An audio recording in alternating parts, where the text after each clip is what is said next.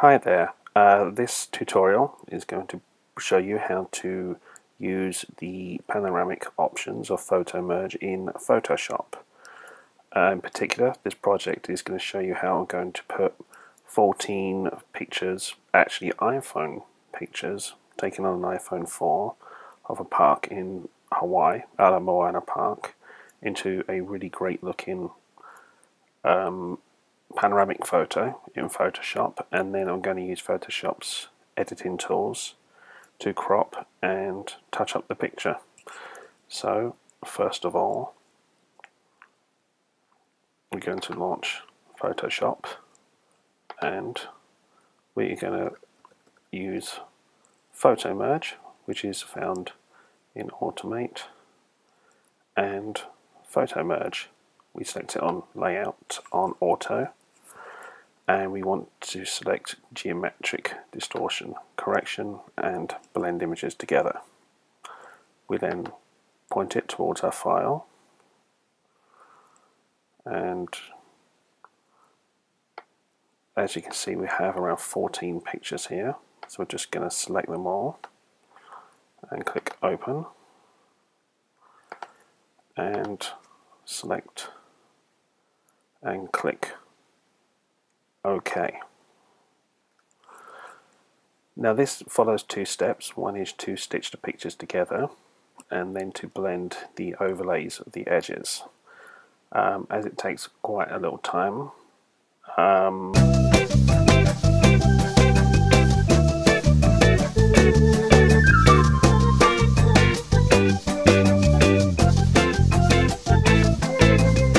okay, so we have our picture, as you can see here, and the first thing we need to do is identify that each photo has been put into a separate layer. In order for us to edit the picture and crop and touch up, we need to put it into one layer. So we right click and choose Merge Layers. So now we have one picture and we can edit away. Okay, now we can see here we've got some really pretty good detail for what it is. But it's a little choppy, a little grainy. We can touch that up in a little while. Remember, it's just an iPhone, it's just 5 megapixel. We can see here that we got this area sticking out here, and we have to crop it, get it into a nice neat letterbox. I could touch all this up using content aware fills and cloning. I've done it before, but it takes forever, and I'm not going to do that because that's not the purpose of this exercise. So what we're going to do first is we're going to just crop this a little. If it would just let me zoom out a bit. Okay, so we're going to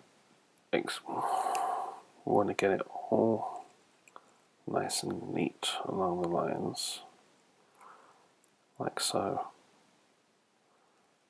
and select, and we want to inverse and cut. Okay, so we've got a nice neat letterbox view. Okay, and what we're going to do, we're going to save the project as Park, as JPEG, and save it to desktop. Maximum quality, I think. Come on, don't be shy. Okay. Save it as PSD as well. And okay. Then what we're going to do is now we're going to use a mini bridge, a tool, to actually touch up the photo, and we go into Open in Camera Raw, which is a new feature.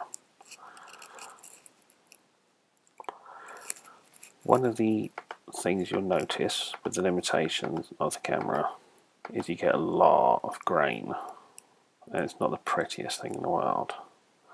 So what we're going to do is go into detail and new feature called luminance, which is great.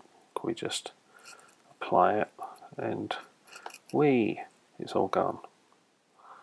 And we move up the luminance detail and the contrast a little with a little bit more colour. Okay, so that's good. You can just experiment to get it the way you like. But remember, more detail, more chance of grain. So we'll just put out there a little bit. Actually, that looks pretty good. Yeah. So now we kind of open the image.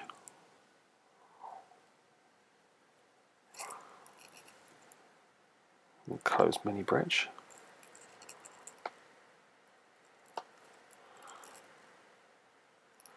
And what we're going to do now is we're going to go into filter, and we're going to sharpen it up a little bit. And that's just sharpen the water up a little bit more.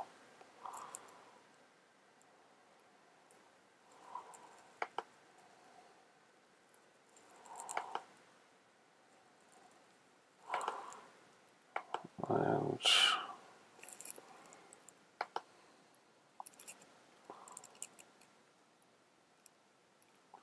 do I want to sharpen it up a little more beyond that?